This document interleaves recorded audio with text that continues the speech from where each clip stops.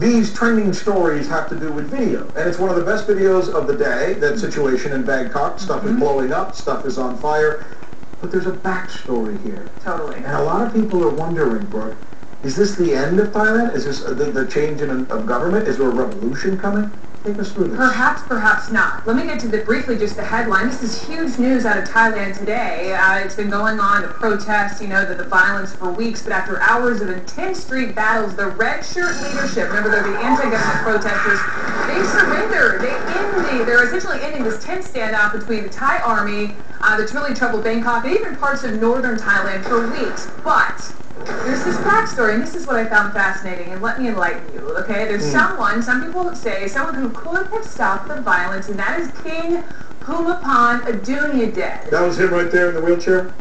I didn't see the video. Yeah, I was trying to make sure I pronounced his name right, but I bet it was. And he is the longest reigning monarch in the world. Listen to this. He will be celebrating 64 years on the throne next month. He is really revered.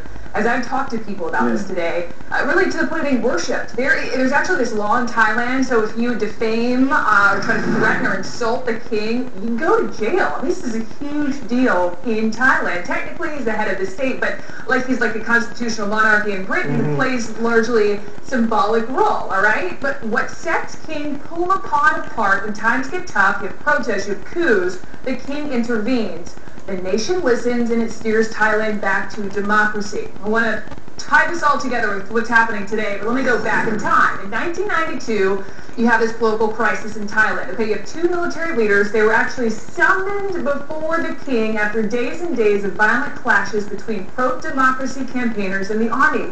Do you see them on their knees? This video went all around, and this was that was the king, right, in the suit. So they're bowing before King Bhumibol. Calm the tensions, just this act in front of the king, calm tensions, stop the violence immediately. Fast forward, 2006, huge street protests demanding that the prime minister at the time, Thaksin Shinawatra, step down. Again, the king intervenes, ends this political stalemate. Now, the army stages a coup. They oust that prime minister, but who remained? King Bhumibol. Bring us to today, the battle that's been raging between the Thai army and the anti-government protesters, the red shirts. Well, the red shirts want this new election, right? That's the whole reason why they've been protesting. They want to bring back that ousted former prime minister. Well, who's been noticeably silent this time? King Bhumibol. He is 82 years old. Probably was a picture of him in the wheelchair because he's in the hospital. So today, the government spokesman said that all these red shirt leaders are calling off their protest, but some might say the king's smartest move is to welcome the calm in the capital with the call for elections, which was the cause of the protesting in the first place.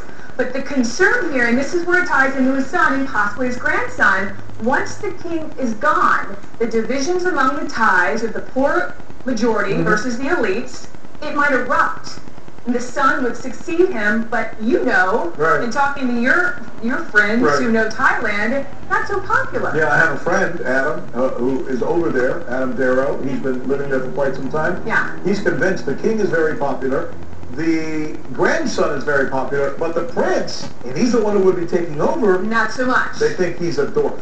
I mean, they think the guy's just a total dork. So perhaps that's in talking to your friend today, that the son of the king may abdicate the throne, thus giving it to his son, who apparently is the guy who gets out of the streets, which could create stability. Which could create finally create the stability that Thailand needs. What an interesting story! It sounds like a fable. The king, the prince, the grandson of the prince. What a situation! Listen, we've got some breaking news. So I'm going to interrupt you. All right.